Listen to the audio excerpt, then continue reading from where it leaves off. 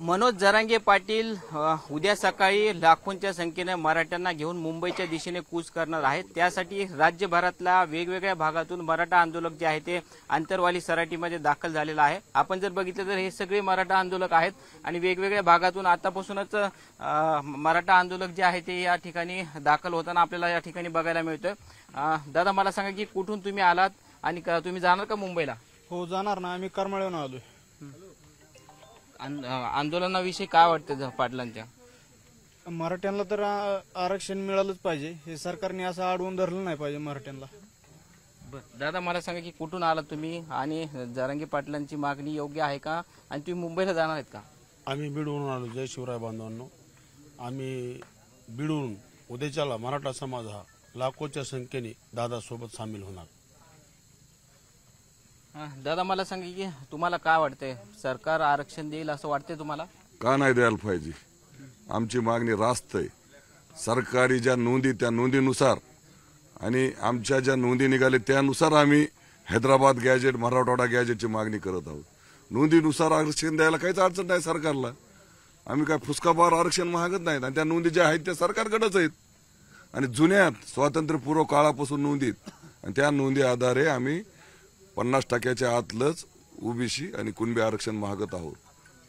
त्यात काय चूक आहे? सरकारनं जर मागण्या मान्य केल्या नाही तर मराठा आंदोलक कशा पद्धतीने आंदोलन करणार आता? गेले 4 महिन्यापासून सरकारला वेळ दिला होता पाटलांनी। 4 महिन्यापासून आमच्या 54 लाख नोंदी निघाल्यात, तर त्या आधारे पुरावा निघाला, त्या आधारे आता कुंभी प्रमाणपत्र आणि आम्हाला कुंभीचं आरक्षण द्यायला पाहिजे।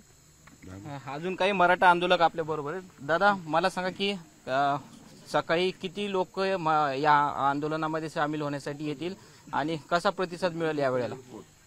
हे बघा, मराठा आरक्षण हे कुठल्या जातीच्या धर्माच्या याच्यासाठी नाही, तर मराठा हे लेकराबाळांसाठी आहे आणि लेकराबाळांच्या हक्कासाठी कोटीच्या संख्येने मुंबईकडे मराठा येणार आहेत आणि त्याची शांततेमध्ये आझाद मैदान या ठिकाणपर्यंत पूर्ण मराठे कोटीच्या संख्येने जाणार आहेत। सरकारनं जे आहे ते आता कोर्टानं सुद्धा मनाई केलेली आहे मुंबईत जरांगे पाटलांना यायला।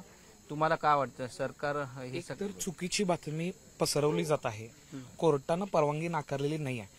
कोर्टानं फक्त म्हणलंय की ग्राउंडची परमिशन तुम्ही सरकारकडून घ्या। हे वाचलं पाहिजे। जनतेत चुकीचा मेसेज आता पोहोचवला जातोय की कोर्टानं बरोबर। आणि तुम्ही एक लक्षात घ्या, 350 प्रत्येक जातीच्या पोटजाती निघाल्या, बरोबर। 180च्या 350 केल्या, मग मराठ्यांची पोटजात कुणबी नाही का? आणि तसे दाखले निघालेले आहेत, तशा आता गॅजेटमध्ये नोंदणी 150 वर्षापूर्वीच्या आहेत, बरोबर। सगळीकडे जर दाखले निघत असतील तर ह्याला काही प्रॉब्लेम नाही आहे आणि लोकशाही मार्गाने आपण सगळेजण जातोय शांततेत, कुठं दगडफेक करणार नाही आहेत। आणि आधीच कोर्टानं ठरवूनच दिलेली ती जागा आहे आझाद मैदान, म्हणजे उपोषण करण्यासाठी, न्याय मागण्यासाठी, न्याय हक्कासाठी लोकांच्यासाठी ती जागा निवडलेली आहे आणि आपण शांततेच्या मार्गाने चालले। कायम पाटीलांनी आवाहन केलेलं आहे जनतेला की शांततेच्या मार्गाने जायचं आहे, दगडफेक वगैरे करायची नाही एकदम। आणि जो दगडफेक करेल तो आपला माणूस नाही, तो सरकारनं घुसवलेला माणूस असेल, हे पण सगळ्यांना पूर्वसूचना दिलेली आहे। बरं, अजून काही आंदोलक आपल्या बरोबर आहेत? दादा तुम्ही कुठून आलात आणि काय वाटतं तुम्हाला या आंदोलनाविषयी? आरक्षण मिळेल असं वाटतंय? हो मिळेल ना, का बरं नाही मिळणार? देणार, का बरं नाही? कुठून रास्त आहे? पैठण, संभाजीनगर। तुम्हाला काय वाटतंय? माहूरगडून आलो। सर्वांना माझा जय शिवराय। आत्ताच दादाला भेटलो, दादाला प्रसाद वगैरे दादाला दिला। 100% आम्हाला आरक्षण भेटणार म्हणजे भेटणार, काही त्याच्यातली म्हणजे असे दगडावरची रेग आहे। 100% आरक्षण भेटणार म्हणजे भेटणार। ओबीसी मध्ये पण जे आहेत ओबीसी आंदोलक, हाके असतील, वाघमारे असतील किंवा मग तायवाडे असतील, हे म्हणतात की ओबीसी मध्ये जर सामील झाला किंवा घुसण्याचा प्रयत्न केला तर रस्त्यावर उतरू, जर त्यांना धक्का लागला तर त्यांच्या ओबीसींच्या। हे पहा, लक्षात घ्या, मराठा समाजाने कधी हा कोणाला विरोध केला नाही। संघर्ष योद्धा मनोज जरांगे पाटील हे कधी कुणाला दुजाभाव करीत नाहीत। हे जी 2-3 बाजारभोंगी आहेत त्यांचा विचार त्यांचा समाज बी करीत नाही आणि मराठा समाजाने त्यांना कधीच गिनलेलं नाही। त्याच्यामुळे त्यांचा विषय तुम्ही मीडियावाले नाव घेऊन त्यांना मोठं करू नये ही आमची त्यांना विनंती। कारण प्रत्येक वेळेला चेतवणीखोर भाषा करायची, आणि संविधानाची भाषा त्यांनी सांगायची पुन्हा सगळ्या राज्याला. मग ते संविधान त्यांनाच कळतं का? मग इतर लोकांना संविधान कळत नाही. मग मराठा समाज हा पहिल्यापासून कुणबी आहे आणि तो कुणबीमध्येच आरक्षण मागणार आणि 52% आतमधलंच आरक्षण दादांनी सांगितल्याप्रमाणे कुणबी आरक्षणाचा शासनाने आदेश काढावा एवढीच विनंती आहे आमची. आणि सरकारने जर तो आदेश नाही काढला म्हणून तर आम्ही मुंबईला चाललोत ना. सरकारला 1 वर्षापासून वेळ दिलेला आहे की तुम्ही आमच्या मागण्या मान्य करा. मग सरकार ज्या वेळेस आंदोलन जवळ जसं जसं येईल तसंच हे बाजार भुंग्यांचा त्यांची जे दलाल आहेत ते ठिकाणी पुढे येऊन व्हायरल होत आहेत, बातम्या देतात, चुकीचा मेसेज देत आहेत. त्यांची मागणी हाके साहेबाला एक विनंती माझी की तुमची मागणी धनगर समाजाची काय आहे याच्याकडे थोडं दुर्लक्ष द्या. आणि जो इतर ओबीसी आहे त्यांची संख्या दाखवा ना तुम्ही जरा मीडियावाले बी. ते कितपत त्या सभागृहात आहेत, प्रशासनात किती लोक आहेत त्यांचे बी. 4-2 जाती सोडता इतरचे कुठे आहेत हे पण तुम्ही दाखवा जरा मीडियावाले. त्यांच्यामध्ये घुसा धरा. कारण इतरला नुसतं बारकाटून घेतले ओबीसीच्या नावाखाली. हाके असे म्हणतात की अक्कल शून्य वगैरे जरांगे अशा पद्धतीचे सुद्धा शब्द जे आहेत ते हाके उच्चारताना आपल्याला बघायला मिळतात लाईव्ह मध्ये. त्या हाकेसारखे आमचे मराठा संघर्ष योद्धा मनोजदादा जरांगे पाटील विकाऊ नाहीत, कुणाला मॅनेज होत नाहीत. ह्याच्यासारखं दलाली करून आमच्या उद्याने काय फ्लॅट घेतलेला नाही, समाजाच्या पैशावर गाडी घेतली नाही. ते कधीच कुणाला डिझेलला कुणाला समाज बांधवाला कधी पैसे मागत नाहीत. समाजाला कधीच म्हणले नाही मला गाड्या घेऊन द्या. समाज स्वतःहून त्यांना कित्येक वेळा म्हणला पण त्यांनी स्पष्ट नकार दिलेला आहे. समाजाचं देखील त्यांनी आमच्या योद्ध्यांनी काही घेतलेलं नाही. आणि हा दलाल आहे, ह्याच्या डिझेलला सुद्धा हे समाजाकडून पैसे गोळा करतो, विकाऊ आहे. ह्याची समाजात काहीच क्रेज नाही. कालच त्या गेवराईमध्ये त्याच्या समाजाच्या लोकांनी त्याला एक झापड हाणली, चप्पल फेकून हाणली. त्याचा समाज त्याच्यासोबत नाही असं आम्ही म्हणत नाहीत. तो स्वतः म्हणलाय माझे समाजाचे लोक माझ्या अंगावर आलेत. त्याला रडावं लागतंय की त्याच्या बीडच्या बैठक घेतली त्यांनी, मोठे मंगल कार्यालयात बैठक घेतली.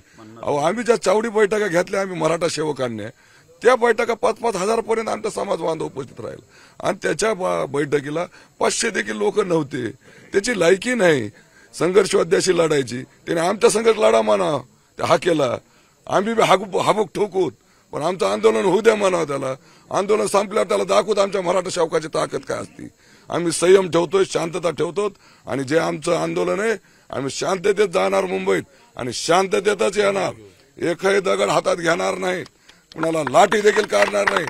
त्या हाक्याने हबूक ठोकतोय, आम्हाला चुचकारतोय, लरकारतोय, दंडुके घेऊन फिरतोय, हिंसक करायला लागलाय. तो आमच्या आंदोलनाला देखील ते एक डायव्हर्ट करण्याचा प्रयत्न आहे. पण आम्ही संयमच ठेवणार आणि शांततेने मुंबईत जाणार आणि आझाद मैदानावरच आम्ही आंदोलन करणार.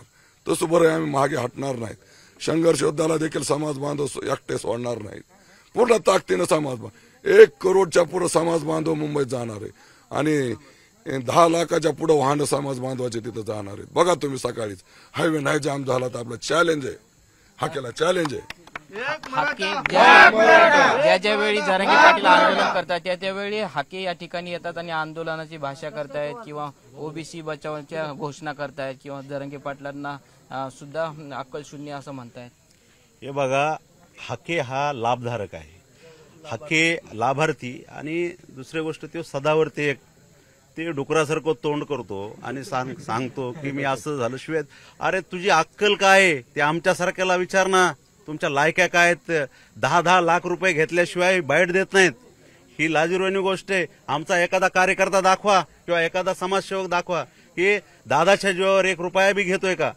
आम्ही स्वतःचे पैसे खर्चून गाड्या फिरवतो. आम्ही जर आमच्याकडे पैसे नसले तर आम्ही 4-4 लोक जे गाडीत असतो ते 500-500 200-200 रुपये करून डिझेल टाकतो आणि इथपर्यंत येतो. दादा सांगतील ते काम करतो.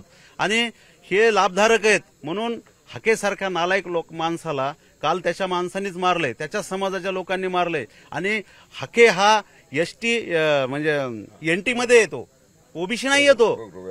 त्याचा प्रवर्ग वेगळा आहे. त्यांनी दाखवावं की ओबीसी लोक त्यांच्याबरोबर किती येतं.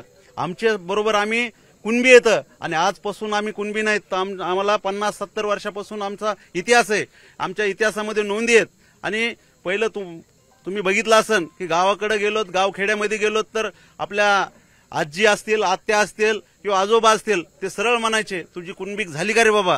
आणि आम्ही पूर्वीपासूनच कुणबी येतं, आम्हाला कुणाचे उन्हे धुणे काढायची गरज नाही, कारण आमच्या कुणबी नोंदी असल्यामुळं आम्हाला आरक्षण हे नक्की मिळाल्याशिवाय राहणार नाही. आणि आमचा नेता खंबीर आहे, त्यामुळं आम्हाला आरक्षण 100% मिळेल. आपण जर बघितलं तर हा सगळा मराठा समाज जो आहे तो आंतरवाली सराटी या ठिकाणी दाखल झालेला आहे आणि सकाळी मनोज जरांगे पाटील जे आहेत ते या सगळ्या मराठ्यांना घेऊन मुंबईकडे कूच करणार आहेत.